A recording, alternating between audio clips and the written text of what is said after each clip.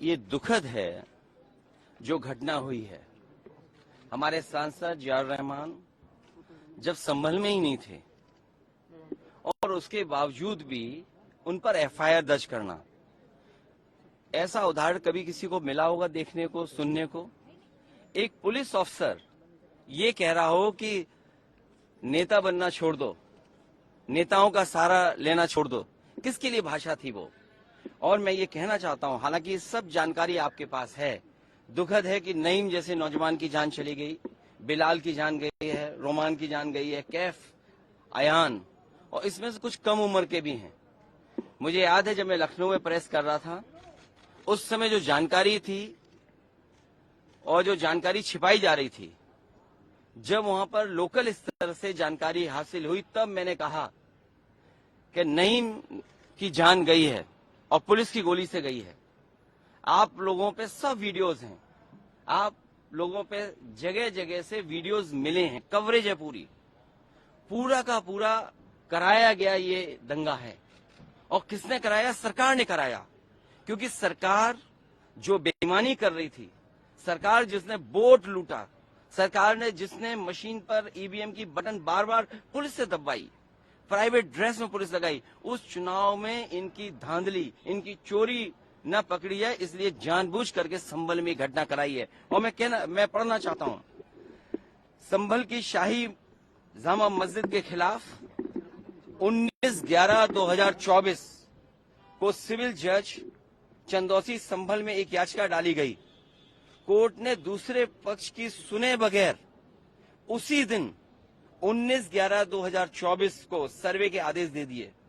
ताज्जुब तो इस बात का है कि ऑर्डर मिलने के बाद ही संभल के जिलाधिकारी, संभल के पुलिस अधीक्षक आदेश को पढ़े बगैर 2 घंटे बाद ही सर्वे के लिए पुलिस बल के साथ शाही जामा मस्जिद पहुंच गए। जामा मस्जिद की कमेटी, जनप्रतिनिधि, उलेमा इकराम, सभी अधिवक्ताओं ने सहयोग दिया। जिस समय पहली बार सर्वे हुआ है और कोर्ट के आदेश के बाद पूरा का पूरा सहयोग, जो भी वहां जिम्मेदार लोग थे, जो भी जिम्मेदार वहां पर मौके पे थे, सबने सहयोग किया। जिलाधिकारी संभल और पुलिस अधीक्षक संभल ने 2.5 घंटे सर्वे के बाद कहा, अब सर्वे पूरा हो चुका है और अब रिपोर्ट कोर्ट को भेज दी जाएगी। दिनांक 22/11/2024 फ्राइडे को जुमे की नमाज के लिए लोग नमाज अदा करने के लिए जामा मस्जिद पहुंचे, लेकिन पुलिस प्रशासन ने बैरिकेडिंग लगा दी ताकि लोग नमाज न पढ़ सकें। उसके बाद भी लोगों ने संयम बरता,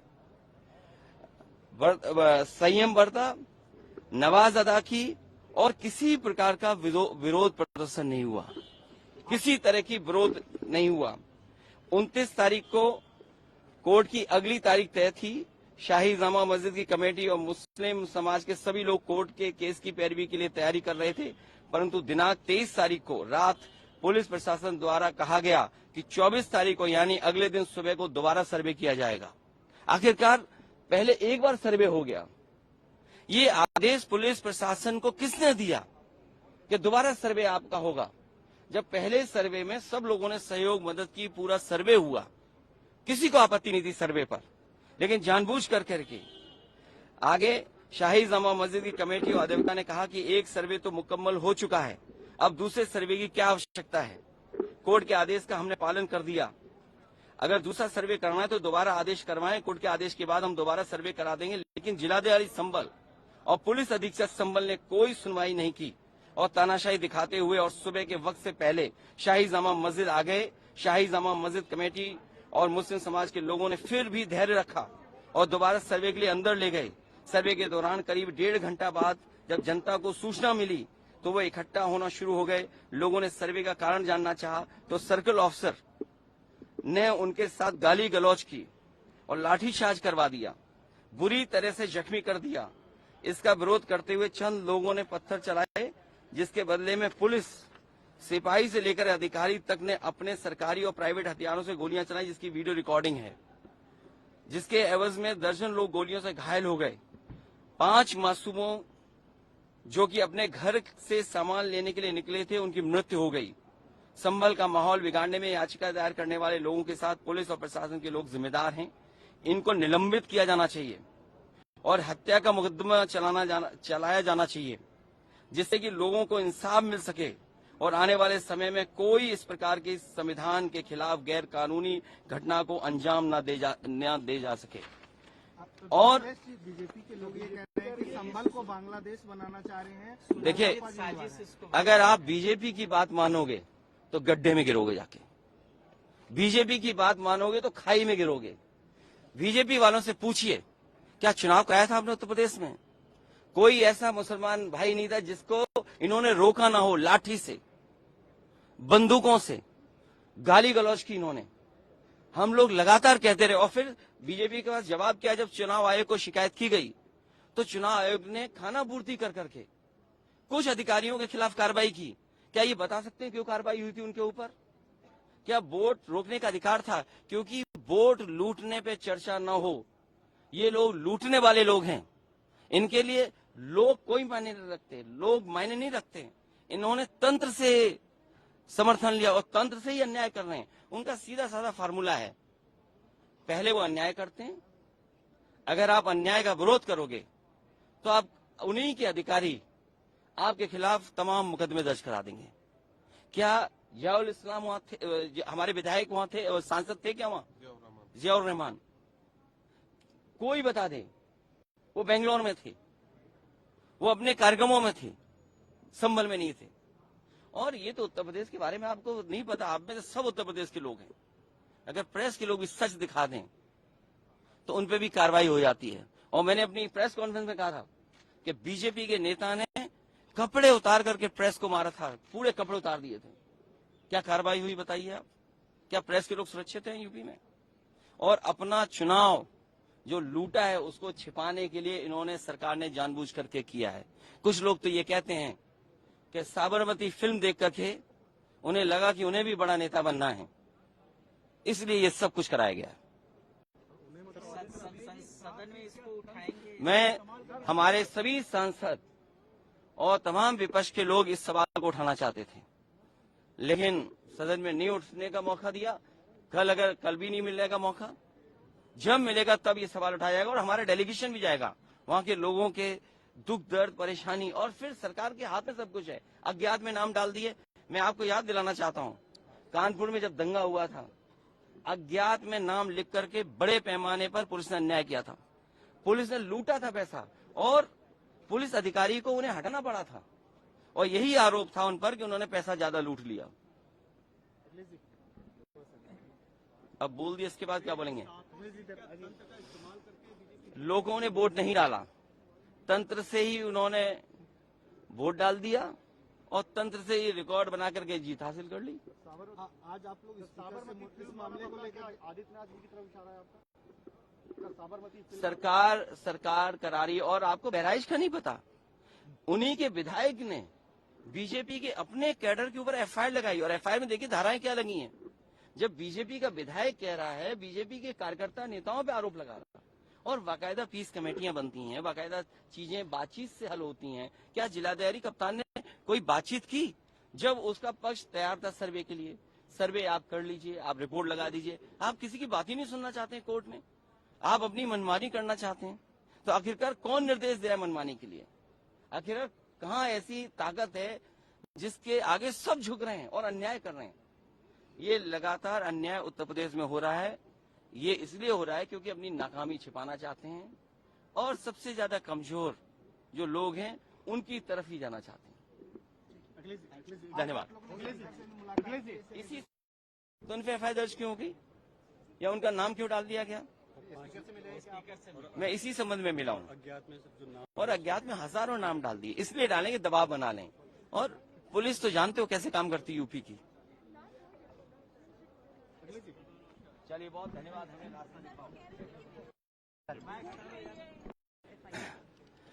ये दुखद है जो घटना हुई है।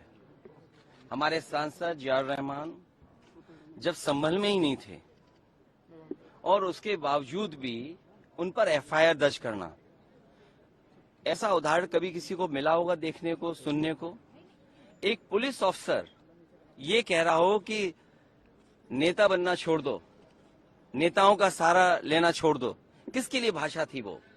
और मैं ये कहना चाहता हूं, हालांकि ये सब जानकारी आपके पास है, दुखद है कि नईम जैसे नौजवान की जान चली गई, बिलाल की जान गई है, रोमान की जान गई है, कैफ, अयान, और इसमें से कुछ कम उम्र के भी हैं।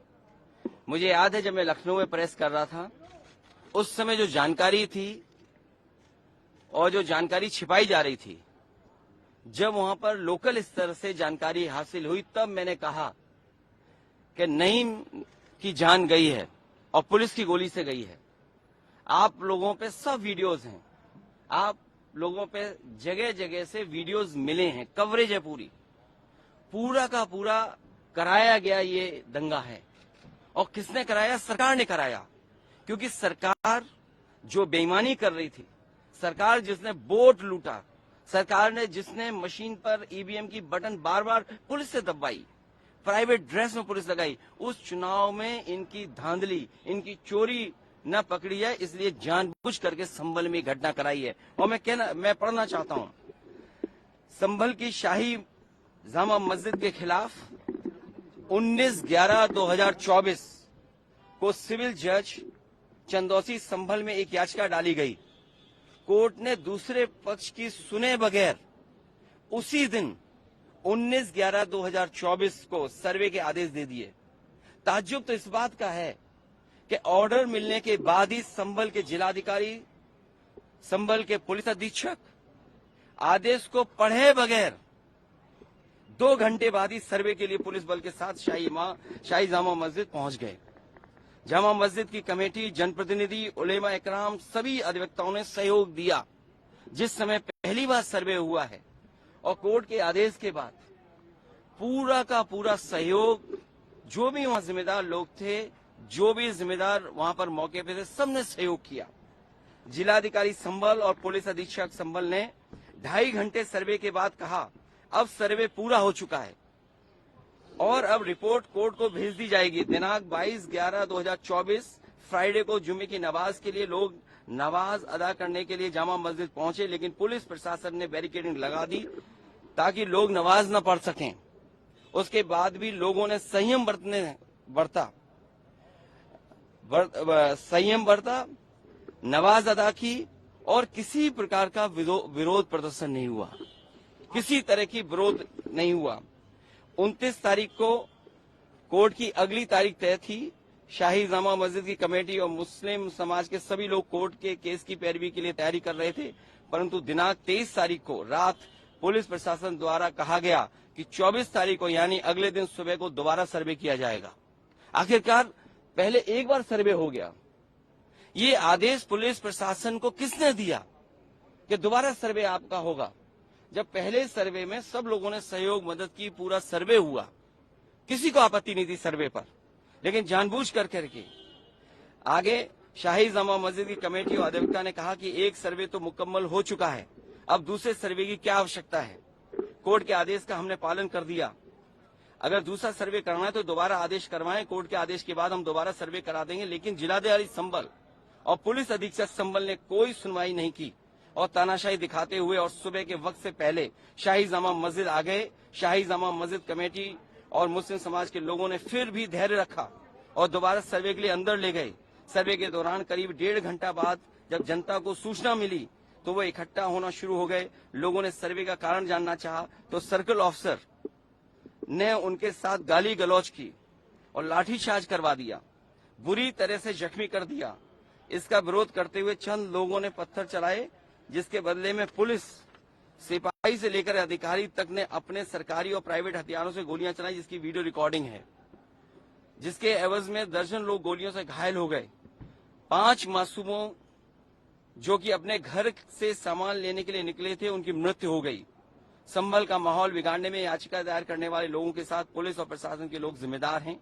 इनको निलंबित किया जाना चाहिए और हत्या का मुकदमा चलाया जाना चाहिए, जिससे कि लोगों को इंसाफ मिल सके और आने वाले समय में कोई इस प्रकार की संविधान के खिलाफ गैर कानूनी घटना को अंजाम न दे जा सके।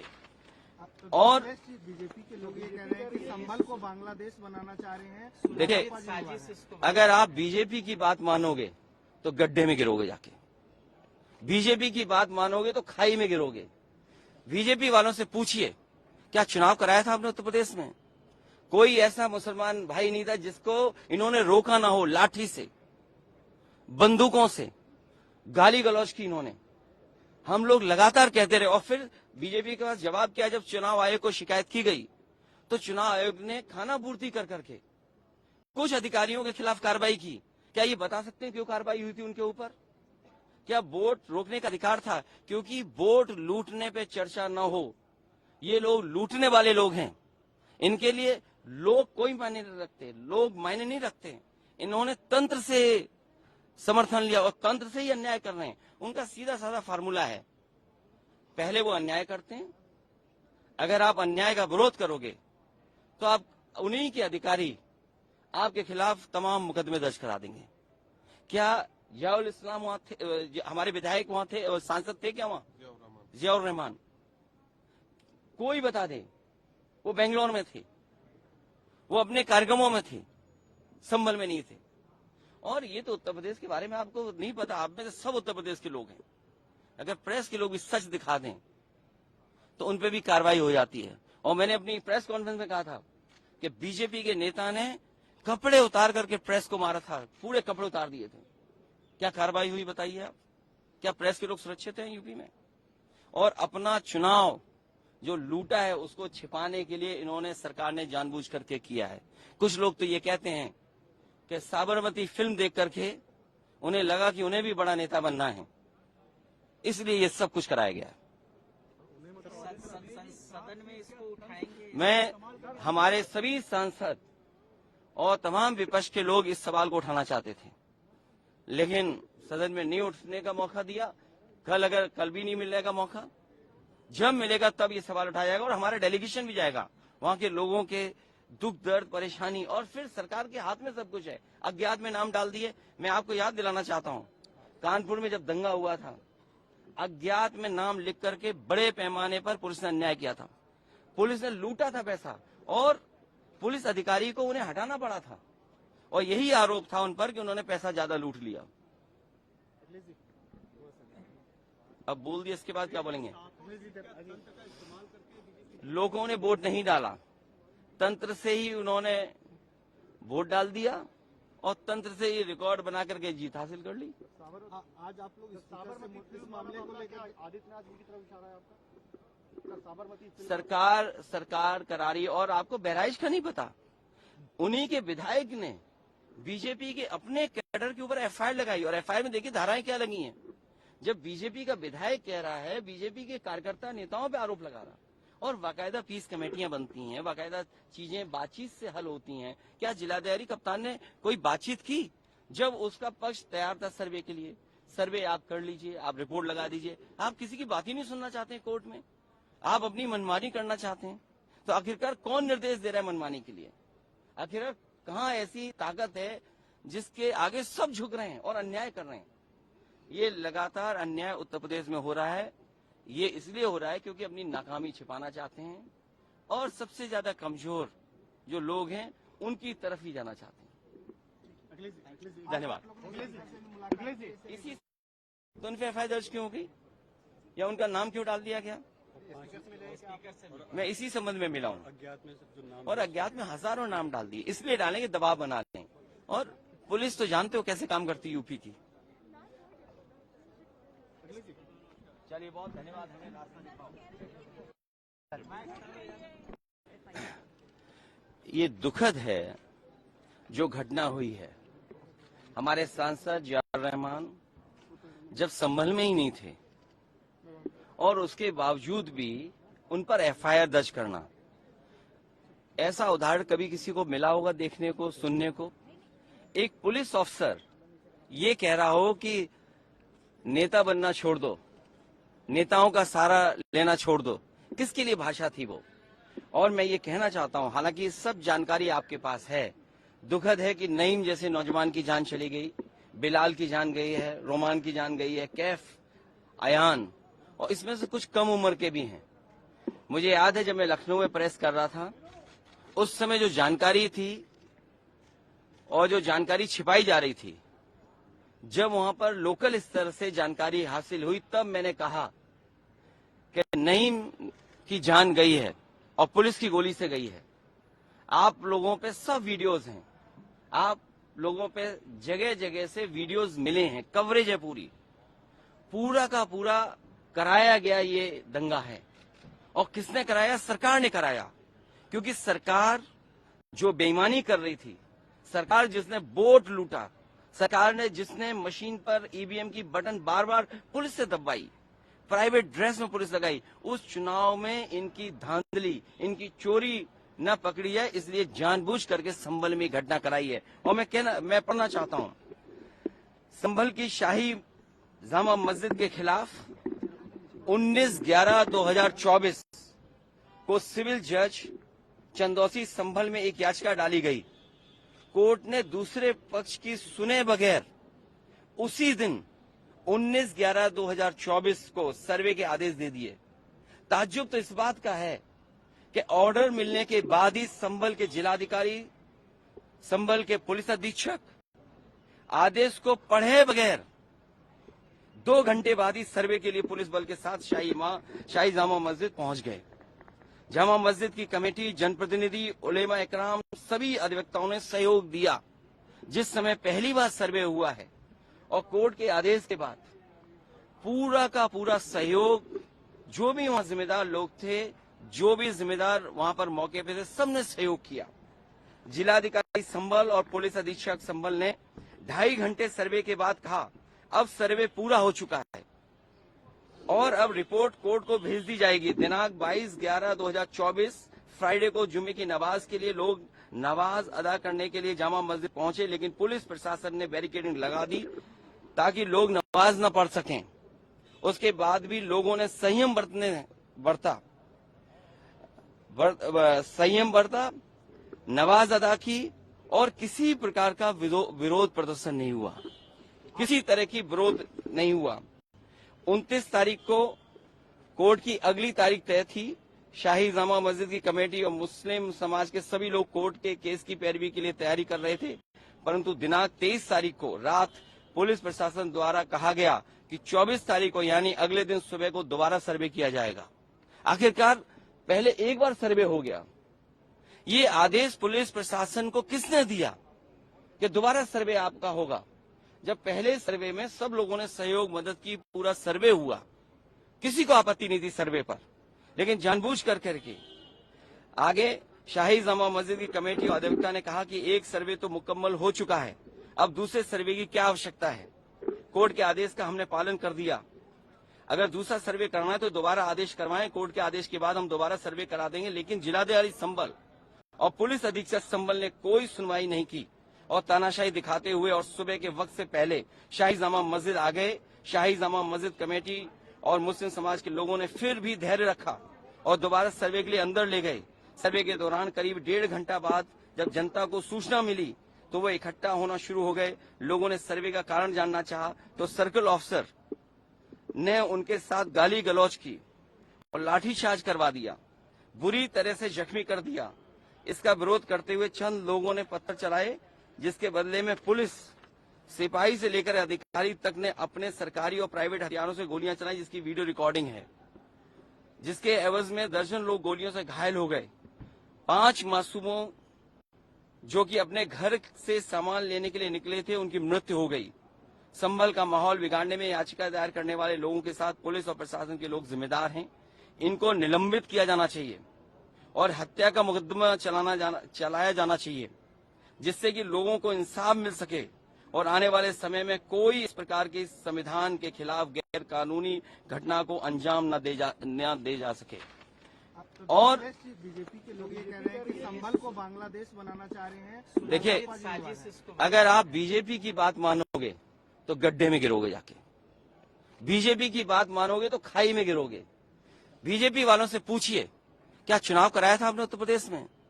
कोई ऐसा मुसलमान भाई नहीं था जिसको इन्होंने रोका ना हो। लाठी से, बंदूकों से गाली गलौज की इन्होंने। हम लोग लगातार कहते रहे और फिर बीजेपी के पास जवाब क्या, जब चुनाव आयोग को शिकायत की गई तो चुनाव आयोग ने खाना पूर्ति कर क्यों कार्रवाई हुई थी उनके ऊपर? क्या वोट रोकने का अधिकार था? क्योंकि वोट लूटने पे चर्चा न हो, ये लोग लूटने वाले लोग हैं। इनके लिए लोग कोई मायने नहीं रखते, लोग मायने नहीं रखते। इन्होंने तंत्र से समर्थन लिया और तंत्र से ही अन्याय कर रहे हैं। उनका सीधा साधा फार्मूला है, पहले वो अन्याय करते हैं, अगर आप अन्याय का विरोध करोगे तो आप उन्हीं के अधिकारी आपके खिलाफ तमाम मुकदमे दर्ज करा देंगे।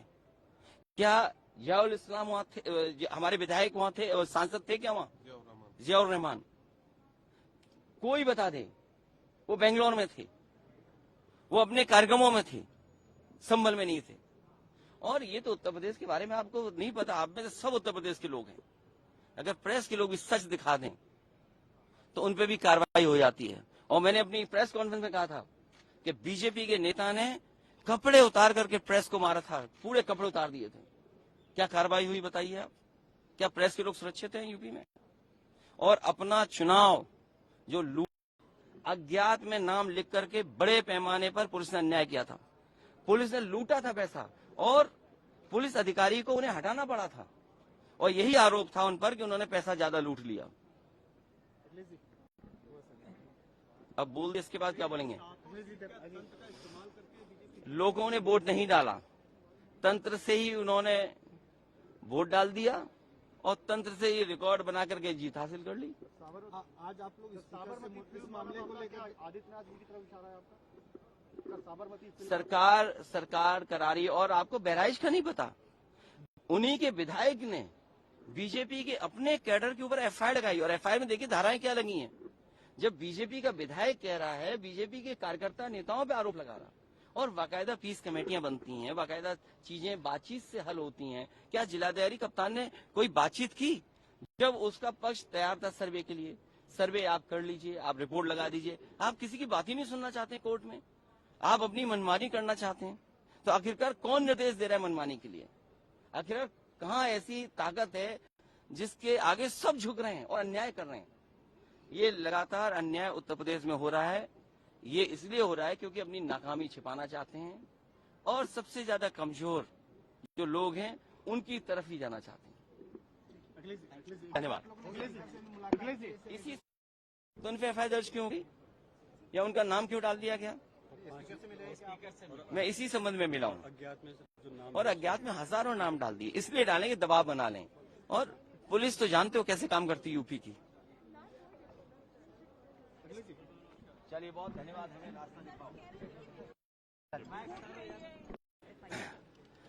ये दुखद है जो घटना हुई है। हमारे सांसद जियाउर रहमान जब संभल में ही नहीं थे और उसके बावजूद भी उन पर एफआईआर दर्ज करना, ऐसा उदाहरण कभी किसी को मिला होगा देखने को, सुनने को? एक पुलिस ऑफिसर ये कह रहा हो कि नेता बनना छोड़ दो, नेताओं का सहारा लेना छोड़ दो। किसके लिए भाषा थी वो? और मैं ये कहना चाहता हूं, हालांकि सब जानकारी आपके पास है, दुखद है कि नईम जैसे नौजवान की जान चली गई, बिलाल की जान गई है, रोमान की जान गई है, कैफ, अयान, और इसमें से कुछ कम उम्र के भी हैं।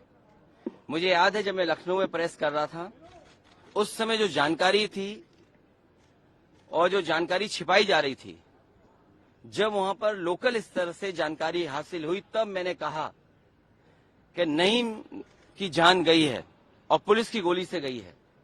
आप लोगों पे सब वीडियोस हैं, आप लोगों पे जगह जगह से वीडियोस मिले हैं, कवरेज है पूरा का पूरा कराया गया ये दंगा है। और किसने कराया? सरकार ने कराया, क्योंकि सरकार जो बेईमानी कर रही थी, सरकार जिसने वोट लूटा, सरकार ने जिसने मशीन पर ईवीएम की बटन बार बार पुलिस से दबाई, प्राइवेट ड्रेस में पुलिस लगाई, उस चुनाव में इनकी धांधली, इनकी चोरी न पकड़ी है, इसलिए जानबूझ करके संभल में घटना कराई है। और मैं पढ़ना चाहता हूं, संभल की शाही जामा मस्जिद के खिलाफ 19/11/2024 को सिविल जज चंदौसी संभल में एक याचिका डाली गई। कोर्ट ने दूसरे पक्ष की सुने बगैर उसी दिन 19/11/2024 को सर्वे के आदेश दे दिए। ताज्जुब तो इस बात का है कि ऑर्डर मिलने के बाद ही संभल के जिलाधिकारी, संभल के पुलिस अधीक्षक आदेश को पढ़े बगैर 2 घंटे बाद ही सर्वे के लिए पुलिस बल के साथ शाही जामा मस्जिद पहुंच गए। जामा मस्जिद की कमेटी, जनप्रतिनिधि, उलेमा इकराम, सभी अधिवक्ताओं ने सहयोग दिया। जिस समय पहली बार सर्वे हुआ है और कोर्ट के आदेश के बाद पूरा का पूरा सहयोग, जो भी वहां जिम्मेदार लोग थे, जो भी जिम्मेदार वहां पर मौके पे थे, सबने सहयोग किया। जिलाधिकारी संभल और पुलिस अधीक्षक संभल ने 2.5 घंटे सर्वे के बाद कहा, अब सर्वे पूरा हो चुका है और अब रिपोर्ट कोर्ट को भेज दी जाएगी। दिनांक 22/11/2024 फ्राइडे को जुम्मे की नमाज के लिए लोग नमाज अदा करने के लिए जामा मस्जिद पहुंचे, लेकिन पुलिस प्रशासन ने बैरिकेडिंग लगा दी ताकि लोग नमाज न पढ़ सकें। उसके बाद भी लोगों ने संयम बरता, नमाज अदा की और किसी प्रकार का विरोध प्रदर्शन नहीं हुआ, किसी तरह की विरोध नहीं हुआ। 29 तारीख को कोर्ट की अगली तारीख तय थी। शाही जामा मस्जिद की कमेटी और मुस्लिम समाज के सभी लोग कोर्ट के केस की पैरवी के लिए तैयारी कर रहे थे, परंतु दिनांक 23 तारीख को रात पुलिस प्रशासन द्वारा कहा गया कि 24 तारीख को यानी अगले दिन सुबह को दोबारा सर्वे किया जाएगा। आखिरकार पहले एक बार सर्वे हो गया। ये आदेश पुलिस प्रशासन को किसने दिया कि दोबारा सर्वे आपका होगा, जब पहले सर्वे में सब लोगों ने सहयोग मदद की, पूरा सर्वे हुआ, किसी को आपत्ति नहीं थी सर्वे पर, लेकिन जानबूझ करके आगे शाही जामा मस्जिद की कमेटी और अधिवक्ता ने कहा कि एक सर्वे तो मुकम्मल हो चुका है, अब दूसरे सर्वे की क्या आवश्यकता है।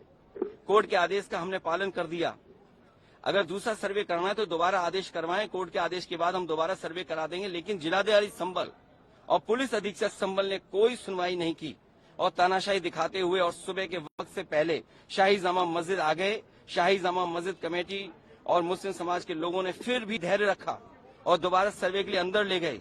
सर्वे के दौरान करीब 1.5 घंटा बाद जब जनता को सूचना मिली तो वो इकट्ठा होना शुरू हो गए। लोगों ने सर्वे का कारण जानना चाहा तो सर्कल ऑफिसर ने उनके साथ गाली गलौज की और लाठीचार्ज करवा दिया, बुरी तरह से जख्मी कर दिया। इसका विरोध करते हुए चंद लोगों ने पत्थर चलाए, जिसके बदले में पुलिस सिपाही से लेकर अधिकारी तक ने अपने सरकारी और प्राइवेट हथियारों से गोलियां चलाई, जिसकी वीडियो रिकॉर्डिंग है, जिसके एवज में दर्जन लोग गोलियों से घायल हो गए। 5 मासूमों जो कि अपने घर से सामान लेने के लिए निकले थे, उनकी मृत्यु हो गई। संभल का माहौल बिगाड़ने में याचिका दायर करने वाले लोगों के साथ पुलिस और प्रशासन के लोग जिम्मेदार हैं। इनको निलंबित किया जाना चाहिए और हत्या का मुकदमा चलाया जाना चाहिए, जिससे कि लोगों को इंसाफ मिल सके और आने वाले समय में कोई इस प्रकार की संविधान के खिलाफ गैर कानूनी घटना को अंजाम न दे जा सके।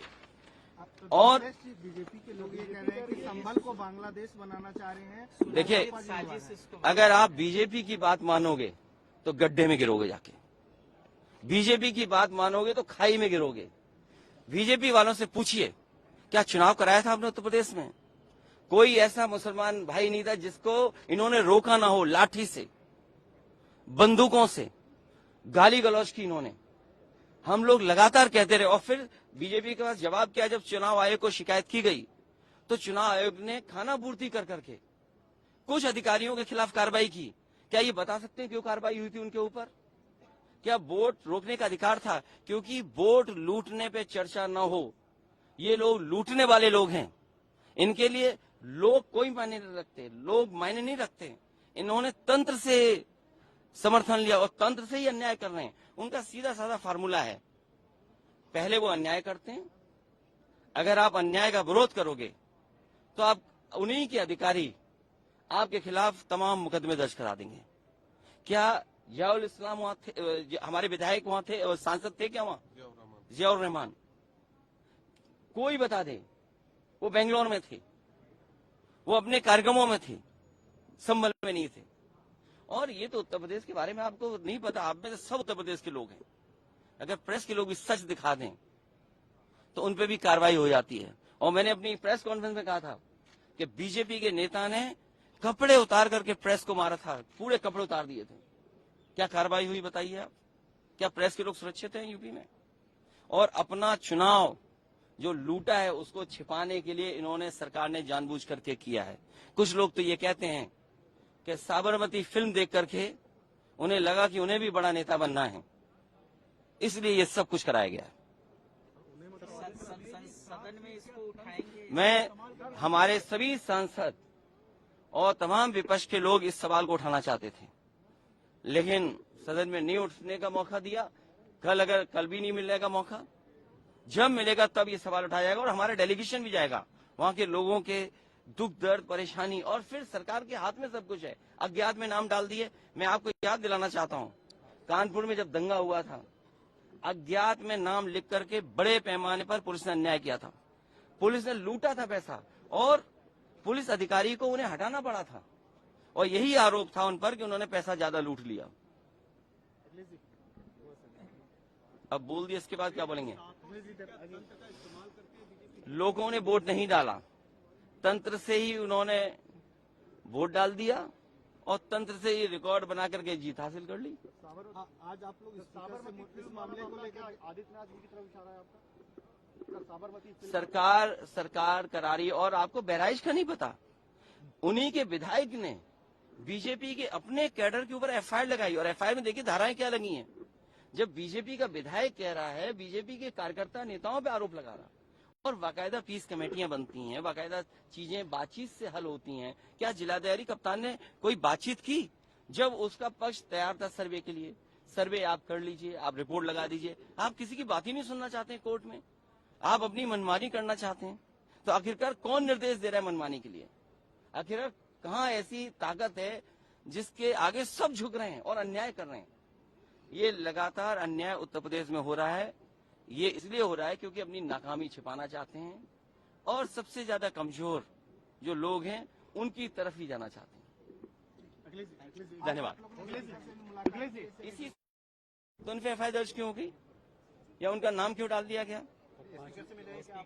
मैं इसी संबंध में मिला हूं, और अज्ञात में हजारों नाम डाल दिए। इसलिए डालेंगे दबाव बना लें, और पुलिस तो जानते हो कैसे काम करती यूपी की। चलिए, बहुत धन्यवाद। हमें रास्ता दिखाओ। ये दुखद है जो घटना हुई है। हमारे सांसद जियाउर रहमान जब संभल में ही नहीं थे, और उसके बावजूद भी उन पर एफआईआर दर्ज करना, ऐसा उदाहरण कभी किसी को मिला होगा देखने को, सुनने को? एक पुलिस ऑफिसर ये कह रहा हो कि नेता बनना छोड़ दो, नेताओं का सहारा लेना छोड़ दो। किसके लिए भाषा थी वो? और मैं ये कहना चाहता हूं, हालांकि सब जानकारी आपके पास है, दुखद है कि नईम जैसे नौजवान की जान चली गई, बिलाल की जान गई है, रोमान की जान गई है, कैफ, अयान, और इसमें से कुछ कम उम्र के भी हैं। मुझे याद है जब मैं लखनऊ में प्रेस कर रहा था, उस समय जो जानकारी थी और जो जानकारी छिपाई जा रही थी, जब वहां पर लोकल स्तर से जानकारी हासिल हुई, तब मैंने कहा कि नईम की जान गई है और पुलिस की गोली से गई है। आप लोगों पे सब वीडियोस हैं, आप लोगों पे जगह जगह से वीडियोस मिले हैं, कवरेज है पूरा का पूरा कराया गया ये दंगा है।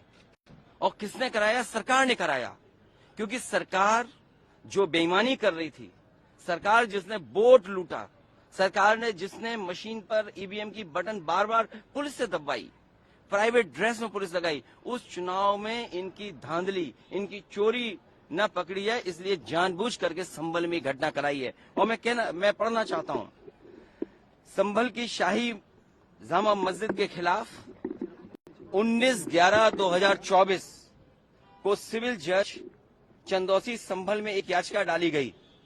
कोर्ट ने दूसरे पक्ष की सुने बगैर उसी दिन 19/11/2024 को सर्वे के आदेश दे दिए। ताज्जुब तो इस बात का है कि ऑर्डर मिलने के बाद ही संभल के जिलाधिकारी, संभल के पुलिस अधीक्षक आदेश को पढ़े बगैर 2 घंटे बाद ही सर्वे के लिए पुलिस बल के साथ शाही